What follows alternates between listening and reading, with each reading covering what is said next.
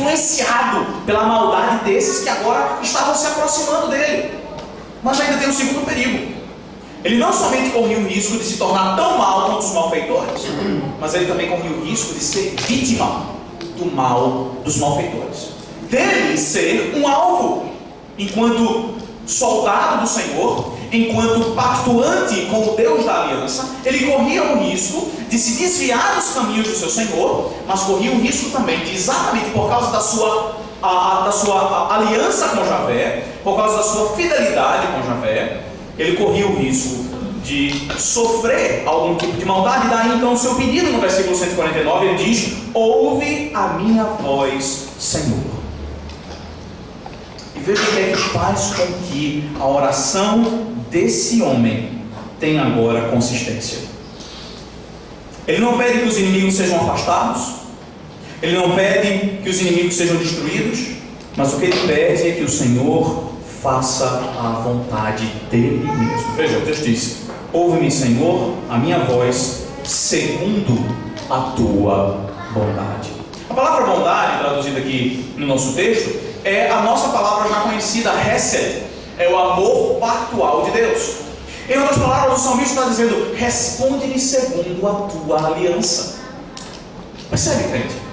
Quando nós temos esse relacionamento pactual com Deus, e nós entendemos isso, quando nós abraçamos de fato essa realidade espiritual, de que Deus só se relaciona com quem Ele estabeleceu um pacto no seu Filho Jesus Cristo, naquela cruz do Calvário, nós podemos, mais uma vez, com toda intrepidez, com toda confiança e com toda ousadia, nos direcionarmos a Deus em oração e rogarmos: Deus, responde às nossas orações. Mas um grande perigo que nós temos é de pedirmos a Deus que responda às nossas orações, não de acordo com como Ele quer, não de acordo com como Ele deseja, mas de acordo com como nós queremos. É exatamente por isso que Tiago diz: vocês pedem e não recebem nada, porque vocês pedem mal. E por que a gente pede mal? Porque nós não pedimos de acordo com a aliança que o próprio Deus estabeleceu conosco. Nós não pedimos de acordo com a vontade de Deus. Mas o salmista agora, unindo Escritura à sua oração, unindo a lei às suas petições, ele consegue orar com consistência. Ele é consistente com o pacto, ele é consistente com a aliança, e ele pede a Deus que o responda de acordo com os seus padrões pactuais. Não somente isso, veja o que ele diz: de onde é que lhe vai vir vida? Ele diz: vivifica-me segundo os teus juízos. Dá-me de fato vida. Dá-me agora poder, coragem, esperança, força, vigor, de acordo com a tua palavra. Consistência nas nossas orações, meus irmãos.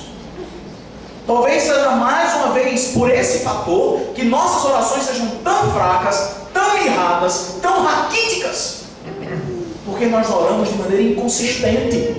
Os nossos pedidos não são de acordo com a aliança, os nossos pedidos não são de acordo com a palavra de Deus. As nossas orações pedem e nada recebem, porque a gente pede mal. Mas nessa manhã, a Escritura nos lembra que quando nós associamos a lei às nossas orações, nós oramos com consistência. Todas as vezes, meus irmãos, quando nós unimos a Escritura às nossas orações, as nossas orações se tornam mais eficientes. E talvez a melhor demonstração disso é o próprio Senhor Jesus Cristo. É o próprio ministério do Senhor Jesus. Ora, desde o início da sua carreira, o Senhor Jesus Cristo disse: eu estou aqui para fazer nada mais, nada menos do que a vontade do meu Pai. As suas atitudes, as suas ações estavam sempre associadas e jamais dicotomizadas com a vontade de Deus. Mas é exatamente porque a vida do Senhor Jesus Cristo é pautada pela palavra de Deus, que agora, pela cruz, pelo seu sangue, pelo poder do seu Santo Espírito, que nós podemos experimentar como crentes as mesmas coisas. Nós podemos agora, de fato, de uma maneira consistente, acoplar a palavra que aprendemos, a lei que somos ensinados, às nossas orações, e assim fazermos petições que serão ouvidas. Não mais cairmos no erro de pedirmos e não sermos ouvidos, mas de pedirmos e sermos prontamente atendidos, porque pedimos de acordo com a consistência da palavra de Deus. Quando nós unimos, meus irmãos, a Escritura com a oração, nós oramos com eficiência, nós oramos com mais fervor, nós oramos com constância, nós oramos com consistência, e agora nós vemos nos últimos versos que nós oramos também com confiança, nós oramos com fé. Apesar de ter falado a respeito da proximidade dos malfeitores, veja agora o que ele diz no versículo 151. Tu estás perto, Senhor, e todos os teus mandamentos são verdade. Quanto às tuas prescrições, há muito sei que as estabeleceste para sempre. O salmista termina a sua oração mais uma vez motivado pela lei. A lei que o incentivou a orar com fervor, a lei que o incentivou a orar com constância, a lei que o incentivou a orar com consistência, é a mesma lei que o ensina, primeiro, a respeito da proximidade de Javé. Ora, o templo, meus irmãos, no Antigo Testamento era nada mais nada menos do que uma evidência disso, uma evidência da presença de Deus no meio do seu povo. Toda vez que um israelita acordasse e abrisse a porta da sua casa, que ele olhasse lá para o cimo do monte, lá para o ponto, o cimo de Sião, e ele visse aquela construção maravilhosa, era uma lembrança para ele: Deus está no meio do seu povo. E o mesmo faz a Escritura.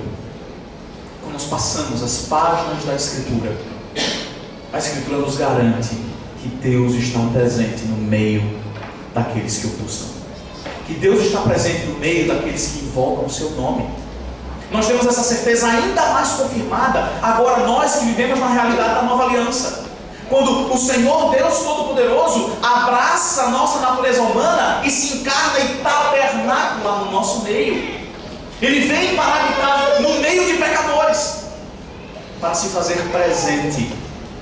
E ainda assim, lá no finalzinho, no momento da sua ascensão, Ele nos lembra que está conosco todos os dias até a consumação dos séculos. Perto está o Senhor. Quando nós unimos então esse entendimento às nossas orações, nós oramos com confiança. Nós oramos para um Deus que não está solto por aí, que não está distante de nós, que não está com a sua face virada para o outro lado, que não está prestando atenção à sua necessidade, ao seu problema, à sua depressão, à sua tristeza. Quando nós associamos a lei, meus irmãos, às nossas orações, nós sabemos que oramos para um Deus presente. E que grande alegria, que grande confiança nós podemos ter ao dobrarmos os nossos joelhos, ao abrirmos nossas bocas e ao endereçarmos a um Deus que nós sabemos que é o único verdadeiro e que não está bobo aos nossos pedidos e às nossas orações. Um Deus que está presente, um Deus que está junto de nós, um Deus que sabe de nossas necessidades, mesmo antes de nós vocalizarmos essas necessidades para Ele. Tu estás perto, Senhor, diz o salmista. A palavra de Deus, a lei, acoplada à oração, dá a esse salmista confiança em sua oração. Mas não somente isso, existe ainda um segundo elemento que a lei concede às nossas orações para orarmos com confiança. Veja o que ele diz: todos os teus mandamentos são verdades. Veja, ele já havia falado a respeito de mentiras e de falsidade. Agora ele aponta e ele lembra, ele refresca a sua própria mente com uma realidade absolutamente perspicaz e necessária no momento da oração. É de nós lembrarmos que apesar de nós vivermos cercados de tanta mentira, apesar de nós vivermos cercados de tanta ineficiência, existe uma coisa que é verdade. Existe uma coisa que é a única verdade. E essa única verdade é a palavra de Deus. Tudo pode passar, mas as palavras de Deus não passarão. Tudo vai secar como a erva do campo, mas a palavra de Deus não secará. Percebe? Os pensamentos dos homens, a moda, os valores desse século, tudo isso é passageiro, tudo isso vai mudar, tudo isso é transitório, mas a palavra de Deus permanece a mesma para todo sempre. inclusive após o retorno do Senhor Jesus Cristo. A palavra de Deus, ela continuará sendo verdade, porque ela é verdade absoluta.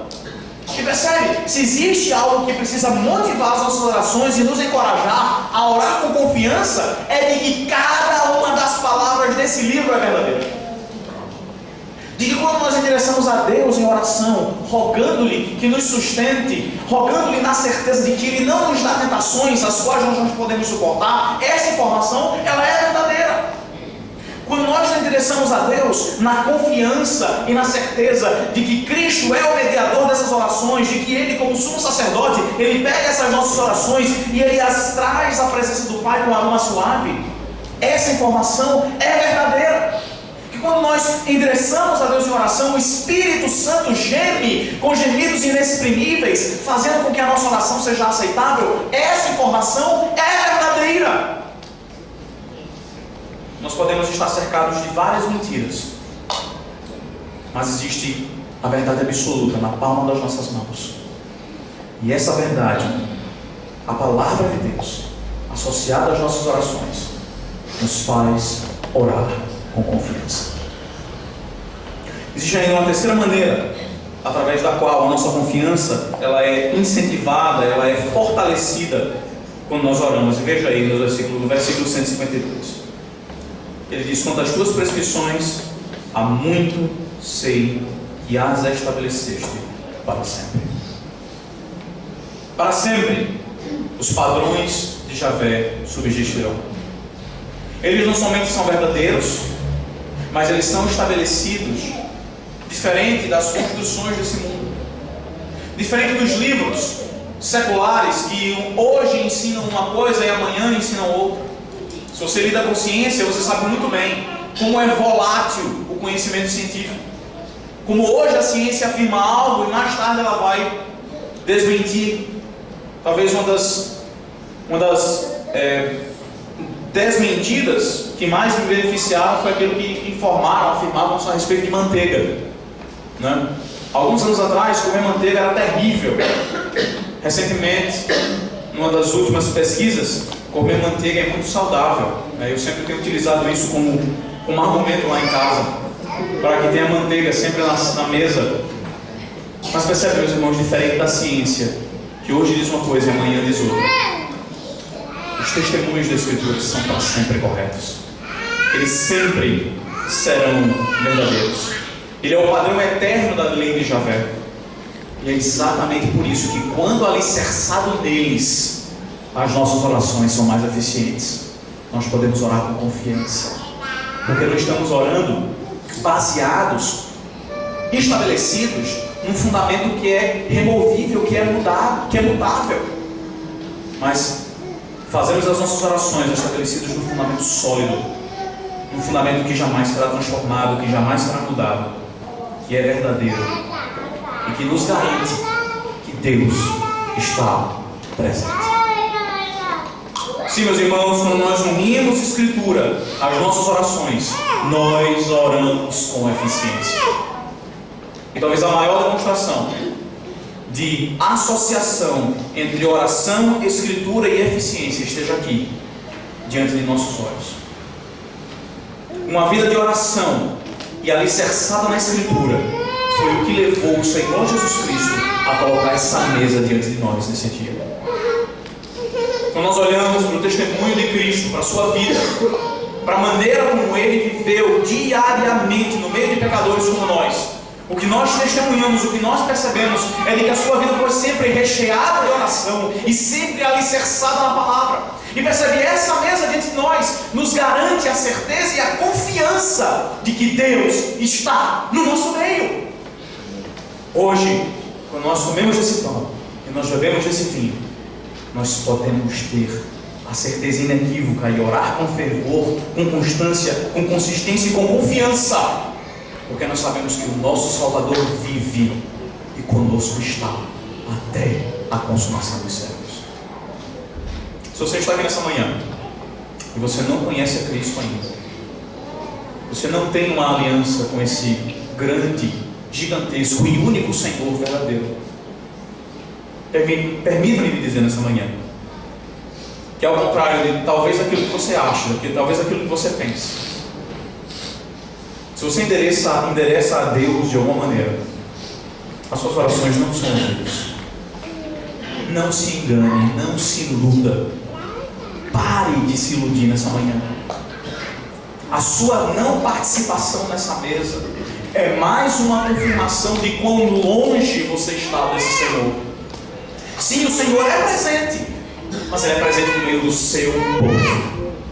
E se você não é povo de Deus aqui nessa manhã, suas orações não serão ouvidas. Talvez você queira até utilizar desses elementos que eu disse hoje. Talvez você queira pegar a Bíblia e começar a usar para tentar orar com fervor, tentar orar com constância, com consistência e com confiança. Mas ainda assim as suas orações jamais chegarão à presença de Deus, porque você não tem o Filho, o único mediador entre pecadores imundos e o Deus Santo. Portanto, nessa manhã, se você de fato quer experimentar proximidade e intimidade com Deus, se você quer de fato com eficiência orar, associando oração e lei, aproxime-se do Filho. Receba o Espírito. Abrace a cruz.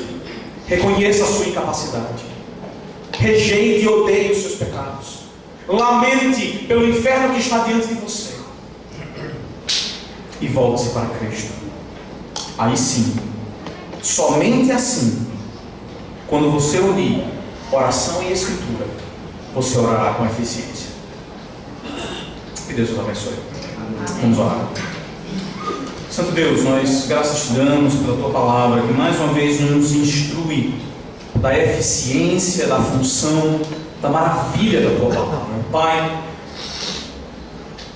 agora mais do que nunca, com muita clareza, nós entendemos porque muitas das nossas orações são rejeitadas. Porque as nossas orações são feitas sem vigor, sem vida, sem estímulo. Ó Deus, perdoa-nos porque nós temos tantas vezes dissociado a tua palavra de nossas orações. Perdoa-nos, ó Deus, porque nós temos sido lentos ao associarmos. Nós temos sido despreparados e despreocupados em assim o fazer, em associar a tua lei, a tua palavra às nossas orações. Ó Senhor, em nome de Cristo, muda isso das nossas vidas hoje. Que nós passemos hoje, ó Senhor, a orar com eficiência.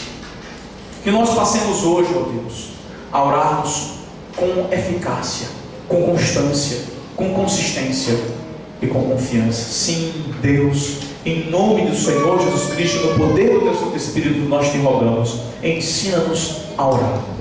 Ensina-nos, ó Deus, a associar a tua palavra às nossas orações. E dessa maneira, que nós te ofereçamos orações que são agradáveis a ti, que são eficientes, que são eficazes, para a glória do teu nome e para a edificação das nossas almas, nós te rogamos. Amém. Amém.